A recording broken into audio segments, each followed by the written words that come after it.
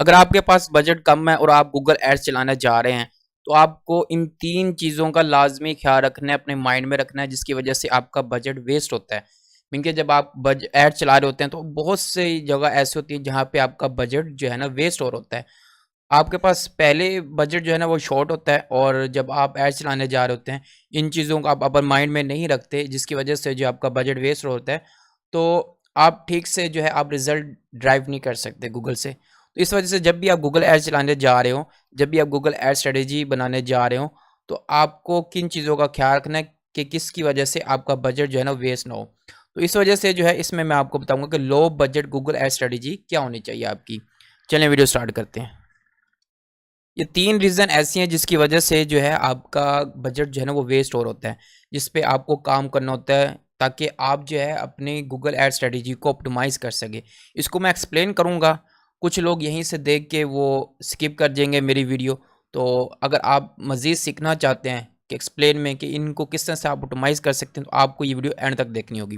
सबसे पहले मैं पॉइंट उठाता हूँ लॉन्ग टेल कीवर्ड्स। देखिए, लॉन्ग टेल कीवर्ड्स ऐसे कीवर्ड्स होते हैं जो कि लॉन्ग टर्म होते हैं, मीन के जो उसमें 5 कीवर्ड उसमें ऐड हों, 5 टू 6 कीवर्ड जिसमें ऐड हों, तो इसको स्पेसिफिक कीवर्ड्स भी कहा जाता है, स्पेसिफिक प्रॉब्लम टारगेटिंग कीवर्ड्स भी कहा जाता है। तो ऐसे कीवर्ड जो होते हैं ना, ये आपको अच्छी क्वालिफाइड ऑडियंस लेके आके देते हैं, क्योंकि कंपटीशन कम होता है, इस वजह से आपका इस पे बजट भी कम लगता है। मीन का कम पैसों में क्वालिफाइड ऑडियंस जो है ना आपको लॉन्ग टेल कीवर्ड्स जो है ना वो ला के दे सकते हैं। तो इस वजह से जब भी आप गूगल एड्स चलाने जा रहे हो, तो आपने लॉन्ग टेल कीवर्ड्स पे लाजमी काम करना है, ना कि शॉर्ट टेल कीवर्ड्स पे। शॉर्ट टेल कीवर्ड्स पे आप जस्ट अवेयरनेस कर सकते हैं अपने बिजनेस की, लेकिन उससे जो है क्वालिफाइड ऑडियंस आप नहीं लेके आ सकते। उसके बाद बिड स्ट्रैटेजी है। बहुत से लोग बिड स्ट्रैटेजी जब लगा रहे होते हैं तो वो उनका मकसद कुछ और होता है, लेकिन वो बिड स्ट्रैटेजी कोई और लगा रहे होते हैं। मीन कि अगर आपने क्लिक्स लेने हैं तो वो इंप्रेशन पे लगा रहे होते हैं।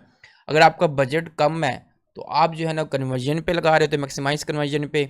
और आपका जितना बजट है उस बजट में आपको चाहिए कि आप मैक्सिमाइज़ क्लिक्स पे आप ऑप्टिमाइज़ करें अपनी कैंपेन को। तो हमेशा जब भी आप लो बजट के साथ जा रहे हैं गूगल एड्स पे, तो आपने हमेशा ये कोशिश करनी है कि गूगल ने जो हमें इंफॉर्मेशन दी हुई है कि आपका जो एड अकाउंट है, इस इतनी कन्वर्जन होंगी तभी वो ऑप्टिमाइज़ होगा।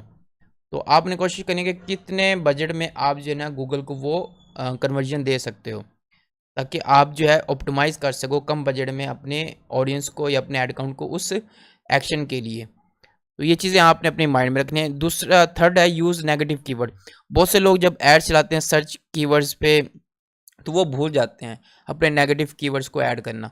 तो आपने जब भी ऐड चलाना है तो आपने उसको साथ साथ एनालिसिस भी करना है, उसके नेगेटिव कीवर्ड्स को भी आपने देखना है कि किसी ऐसे कीवर्ड्स पे आपका ऐड ट्रिगर तो नहीं हो रहा जहाँ पे नहीं होना चाहिए। मीन कोई ऐसे टर्म है या ऐसी कोई फ्रेज़ है जिस पे जो है ना जो कि इर्रेलेवेंट है आपके बिज़नेस से, आपके प्रोडक्ट से, तो वहाँ से अगर आपके पास ऑडियंस आ रही है, मीन्स कि आपका बजट वेस्ट हो रहा है। तो यहाँ से आपने अपने बजट को सेव रखना है।